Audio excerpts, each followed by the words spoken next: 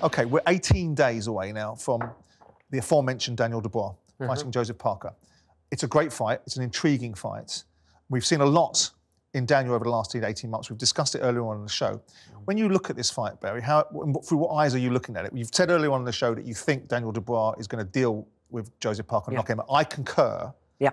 But as an overview, how do you view the fight? It's a great fight. It's probably the best, probably got the potential to be one of the best fights you've seen in the last decade. Do you agree with that? Yeah, I totally agree with that, yeah. And definitely, I think that where they're both sat right now, you know, the resurgence of both of these guys, you know, they've both come back and they've come back mentally, physically stronger. It's probably the best fight out there in the heavyweight division. Do you think he's evolved, Barry? I mean, obviously the fights that he had, I went to the Joe Joyce fight and I thought when he came into the ring against Joe Joyce in the Mansion Club during COVID, he looked out of sorts. He didn't look comfortable. And of course, a lot of observations were made about the decision he made to take the knee and stop himself from getting any further punishment, which I think his corner should have done for him. Then you go on and you see the situation with Usyk, where people suggested that he may have quit in the 9th round because he didn't want it anymore or whatever. And then you've got the redemption. You've got the Jarrell Miller fight, you've got the Hrgovic fight, and then you've got the dealing with Anthony Joshua the way that he did. Are any of these observations about Daniel Dubois, given that you know him and you've got first-hand experience with him because it was with Shane, were any of them fair at the time? Because it's conceived to be now that he's evolved into something different to what he perhaps was. Can I answer that question honestly? Yeah. I don't know. I can't get into his head and I can't tell you the way he reacts to pressure or a hard shot or volume or if he hits somebody, hurts. But you know what you're looking at. Yeah, I know that. I can tell from outside the ring. What I'm saying is I can't answer that question for him. All I can tell you is that when we went out to Miami and he won the title against Trevor Bryant Jr. And he blew him away, and it was no contest. He was completely and utterly overwhelmed. The big issue, Simon, is what happens when you hit somebody and they just walk forward. Yeah. That's the question, and then your backside goes and you think, oh my God, what's happening here? I've hit him with everything and he's still coming at me. That's what happened to Daniel when he hit Joe Joyce in that first fight. What happened to an extent with Joyce, and I think Bakoli takes every bit as good a shot as Joyce, if not better. Right. And he's a volume puncher, and he walks you down, and he's clever, and he hits you with little uppercuts, right hands over the top, steps to the side, hits you with the left, crashes over the right hand. He's really clever about how he does it, and he overwhelms you, and he breaks your heart, and he knocks you. Just knocked you out. That's how it happens.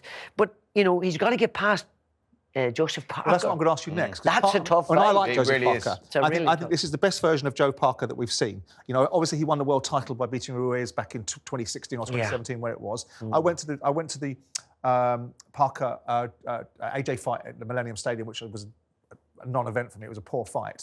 But I've seen over the last couple of years, with Andy Lee in his corner, he's become a slightly different fighter, slightly more aggressive fighter, lets his hands go more than he did previously. But you're in the camp with me that I think he gets knocked out. But what problems is he going to pose for Dubois to perhaps not have that outcome? We go back to the same things, Simon. It's stamina. Can he go flat out for 12 rounds? That's the issue for Dubois, right? Parker, no comment. And Parker can, we know. He's not that sort of fighter. He's clever and smart, and he hurts you, he jumps on you, but only when he hurts you. He's not someone who walks forward. He's more of a thinker than Dubois. He's more of an educated boxer. But I just think Dubois has got more confident.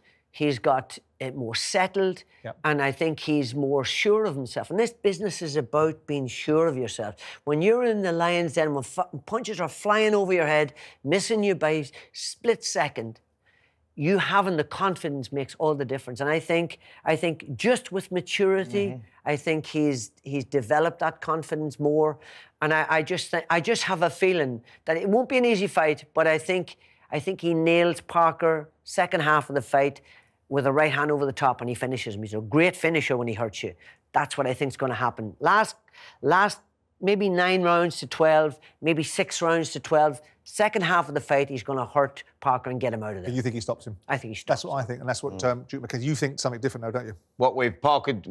Yeah, no, I think it's a very, very tough fight. Yes, listen, Daniel Dubois has matured over, since the Oleksandr Usyk lost, really, I think he's sort of like got better. Yeah, got better, like just not physically, but mentally. That was the thing, I think, that whether he was mentally strong enough. Because as you know, Barry, when you get into that last quarter of a fight and it becomes a psychological battle as opposed to a physical, and that, you got to have that mental strength. I think now Dubois has that, and I think that's what makes a difference Belief with him. system. But Josie Parker also has that, and he's very, very tough. Listen, I think it's a tough fight that goes down to the wire. I really do. I think that Parker has that mental strength to come over there. I think that's distinctly a possibility. I tend to disagree with you in the sense that he's a bit more settled, Dubois. He's more settled in that punching range. And it only takes about timing. If you look at the way he knocked out Joshua, he said, come on. He went jab, right hand, jab, and he said, oh, no, come on again, come on, and bang. And it was just like walked him straight onto it, because he hits anybody. He hits anybody on the chin. He knocks them out. Yeah. I mean, you and I had a conversation before the Fury-Usyk fight, where you spoke about, Barry, the fact Fury's in problems here. This is too complicated a fighter for him. This is too complex for him. Spence, you caught up with Oleksandr Usyk's promoter, Alexander Krasiak, over the weekend, who was talking about what Usyk might likely be doing in the near future. He's not ready to retire. This is number one. Number two, we don't know what's next. Many things depend on Parker-Dubois fight. This is number two. Number three, we heard from the media that Vladimir Klitschko has a will to become the oldest heavyweight champion ever, beating the record of another legend. And that would be George Foreman. Exactly. Right? Of course. Yeah, George Foreman, sure. There is no decision taking. It's just a dream, kind of a plan, maybe a thought. We heard that from His Excellency Turki al-Sheikh. So it's also an opportunity and a possibility. So you see how many scenarios can be possible after the victory of one of the guys we just mentioned. But my bet is with Parker. No disrespect to Daniel, it's just my personal opinion. I'm not a big fortune teller, but this is just a hunch, a feeling that Parker has bigger chances to win. So many things will depend on the result of that fight. So there we have clarification about what Usyk's doing. Some people were discussing his desire to carry on because he didn't need to. Other people were suggesting this is not the time for him to retire. He's just biding his time at the moment. Well, yeah, he's enjoying himself, but he's definitely not retiring. He is going to fight again. He's waiting to see what's happening with Parker. Well, that's the question I was going to ask. Yeah. Because ultimately, he is a two-belt holder. The other belt is now scattered sitting with Daniel Dubois. The winner of this Dubois-Parker fight may well find itself in with Usyk. Yeah. Can you see, because again, he can get another opportunity to be undisputed again. Yeah. And the money will be there, I suspect, because the Saudis will put the money there. But do you see either Parker or Dubois, as he is now, given his experience in Usyk, giving Usyk any significant trouble or being real jeopardy to him? Yes, and I'll tell you why. Simply because of his age. I think he's running out of time. He's not a big. He's come up from cruiserweight. He lives his life perfectly, doesn't he? He does, but he's physically a small heavyweight. Right. And he's not, think of Dubois, 18.5 stone of pure muscle. Parker's not an awful lot less. They're naturally bigger men. And you ask yourself, you look, Is he carrying a lot of wear and tear? He's not, I agree. I agree, Simon. I think if you look at that last fight, he just looked tired. He got over the difficulties. He got hit with some good shots by Fury, but I just think he just looked a bit tired at the end of it all. And I'm thinking, he's small.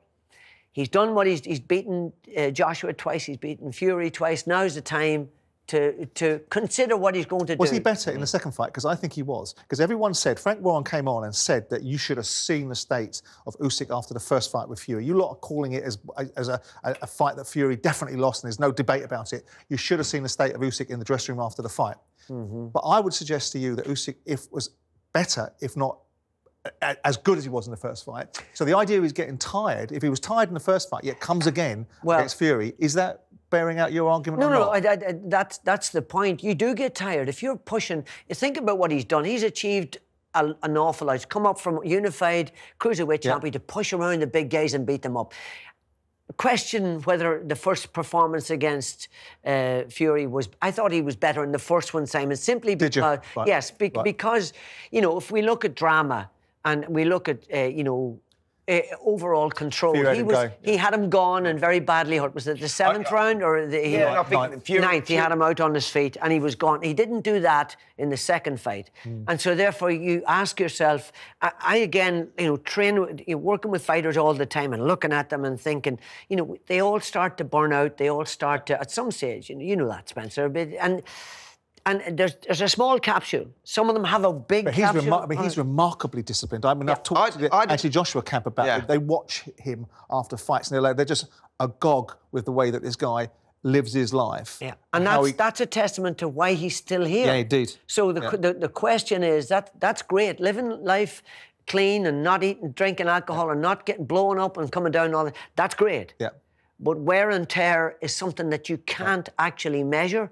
You can see it in guys' performance when they're in sparring and in the ring, but it's very difficult to know when a guy's ready to pop off. See, I still think he's got a couple of years left. And the reason I tell you that, the reason I say that is because, one, that he has kept himself out of trouble and most of his career down at cruiserweight, at heavyweight, that he's used that extra speed and movement to keep himself out of trouble. I agree with you, by the way. The Fury fight, when Fury was lighter, made it harder for him because Fury could match him a little bit. He was too heavy last time and made it easier for Oleksandr Usyk. But if you compare someone like Artur Beterbiev, who's 41 years of age now and still going the way that he does and the style that he has, you go, fighters are going on longer and lasting longer. And Oleksandr Usyk, for me, looking at them last two performances, you go, he's got to come another couple of years now. For me, I don't see any decline.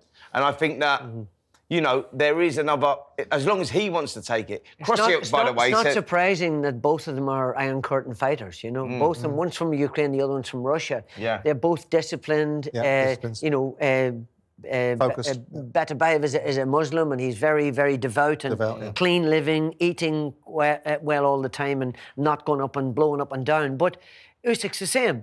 But I just think everybody has a shelf life. And I saw, and that's why I said, Simon, you know, was this second performance not better than the first? It maybe was, in the sense that he was fighting age, he was fighting size, and he was beginning to look a bit tired. But you know, we depreciate, and it's the internal stuff that we can't measure. And also, he's now going to be fighting much younger. I mean, Fury's of the same age bracket as him. Yeah. You know, if he's fighting a 27-year-old... What's your feeling about him fighting, like, because Alex Krasiuk in that interview that I had there said, listen, the fight that we're looking at, the potential fight that's going to happen next... Klitschko. ...is Klitschko. He said Klitschko's going to come out, and again, it's all about, you know, the Turkey Al-Sheikh saying this is the fight, and, you know, the Ukrainians box. No, I'm with you. And I mean, Klitschko's got to be, what, 48 years of age? 47, 48. 47, 48 years of age. I mean, he's one of the most intelligent guys that you meet. You would think that this is something not for him. Yes, I agree with you. When you retire, stay retired. Absolutely, young man's sport and all that. Just don't do that. I really dislike that, and I would never want to promote that. But, you know, each person makes his own statement, and of course, what's going on in the Ukraine and Russia, he may want to do something to create interest in that. And his brothers, the mayor of Kiev, and all of that sort of stuff. So they want to kick up a bit of publicity for that reason. Yeah. But realistically, in a purely boxing sense, you should not bother coming out of retirement. Agreed. And don't forget, Beterbiev versus Bivol and Dubois versus Parker is live on talkSPORT on February the 22nd.